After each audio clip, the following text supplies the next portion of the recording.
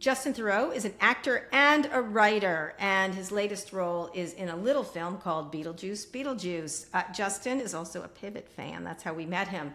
Welcome to Pivot, finally. Thanks for having me. Thanks for having me on the show. I am a huge Pivot fan. We're thrilled to have you here, and we're thrilled to have you with such success. Scott, go for it. If you were talking to a group of analysts or investors about what's going on in Hollywood, how would you describe the industry right now? Like, what do you see coming? What are your thoughts on scripted television, the streaming wars? What do you give us a state of play from Justin Theroux? Without disclosing anything to anyone, I've gone out with a couple projects this year that I think over the last 10 years would have been easy buys. Like this is a thoughtful, interesting script that's engaging, that has many elements that we haven't seen on television. And, a couple of those have not been accepted. And it was the first time where I thought, oh, wow, there really isn't an appetite for wonderful at the moment. That's not to say that I don't know whose fault that is. Could be my scripts. Could be that these are just not good scripts, and my radar has gone completely whack. No, I've heard that from a lot of people.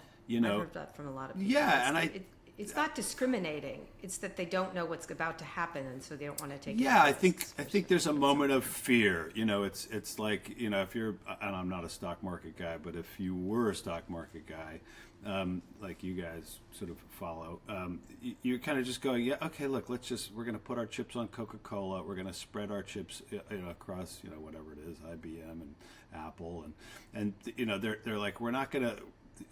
We're not interested in a cool little startup that might win a couple Golden Globes anymore. We're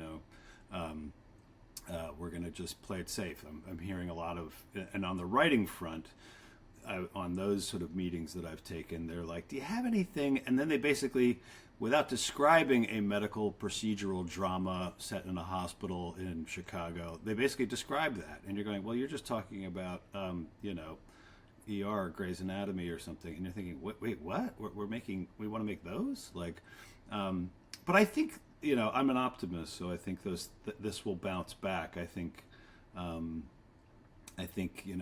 the good news is we still have an enormous amount of outlets, an enormous amount of channels, and frankly, I think it gives YouTube an opportunity to play, in a bigger. They still have a big pot of money. I think that they could play with and do some interesting things. Or, I still don't quite understand how TikTok is going to make some money, but they're certainly positioned to. What do you do when you're signing onto a project now?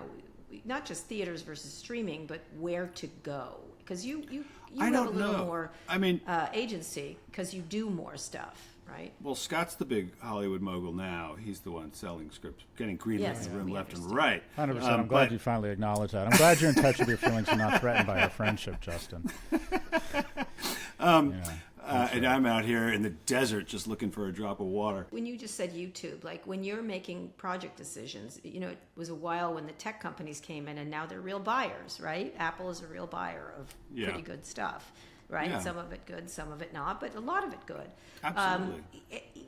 How do you make a decision of who you're going to affiliate with now? Because it's so much. Well, now we're starting. So many choices, and at the same time. Without describing what each characteristic is, I think each place has. You start to go, oh, this feels like it wants to be at X. That's the decision that everyone makes. So a script comes in, or is created, and then you go, all right, where are we going to take it? And they go, who would be, and then you sort of isolate your three best buyers for it. If you have a hard-charging, R-rated comedy that's really going to be, trying to find the edges of the room comedically, you're not going to probably go to Apple with it necessarily because, I think their business is iPhones. They don't want to do anything that messes that up, but nor should they. You're going to probably go to Netflix because that's Ted Sarandos, who's shown to have some real spine when it comes to putting edgy comedy out there. So it's sort of like that. I don't know. And for dramas, I don't know. You think, well, this is a very piquant, maybe, a much harder needle to thread drama about a blah, blah, blah. well, we might go to FX with that because they only make a couple things a year. Their output isn't as high as Netflix, but FX, this really feels like it belongs with them. You want to find your partner. I mean, it's kind of like dating, if you want, some sort of a, whatever you're if you're wanting to swipe right or left, you want to sort of find the right, you just want to find the right partnership, because inevitably, if in those situations where you make a piece of content, which is the word I hate, and it's not a happy marriage, it will not be a successful show. You want everybody singing in the same key. If that makes any sense. When we talk about AI all the time on the show, and there's been a lot of news in Hollywood this week. California Governor Gavin Newsom just signed a pair of bills that will give actors more protection over their digital likenesses. Lionsgate plans to start using generative AI in the creation of its new movies and TV shows, according to the Wall Street Journal. As a writer, and it's particularly as a writer, but also as an actor, how do you look at these things? It was a big contention during the strikes. How do you look at AI right now, and do you use it? What do you like about it? What don't you like about it? And again, full credit to my friend Scott. He, when I would hear you guys talk about it, like, this is coming, this is a tool, this is a thing. I'm writing a script currently. I reached out to Scott and I said, okay, what do I download? How does it work? Is it private? What are they taking from me? What are they not? And he said probably the most accurate thing. He says it's AI, as far as writing goes, and as far as being able to write the right prompts for it, is largely pretty anodyne. So I dropped in it took me a while to figure out what parameters I wanted to sort of put in and what prompts I needed to give it to sort of really get where it was going.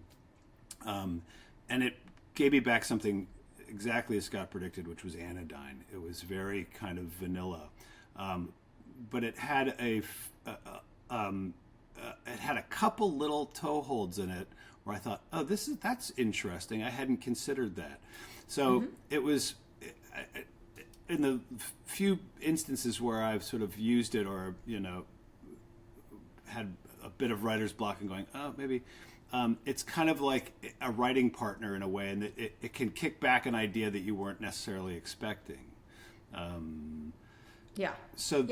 But it's ideas that you didn't know. Yes, it's ideas that I didn't think. It likewise can be helpful in just answering simple questions in a way that Google doesn't.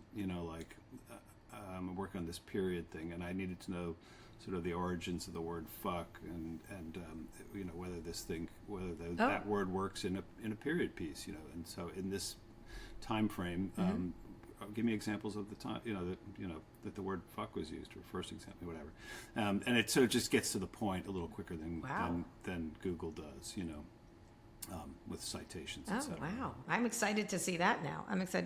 Anyway, Justin Theroux, we are your biggest fan, actually. We are. And you can catch him if you want to see him in Beetlejuice, and he's terrific in it. It's really great.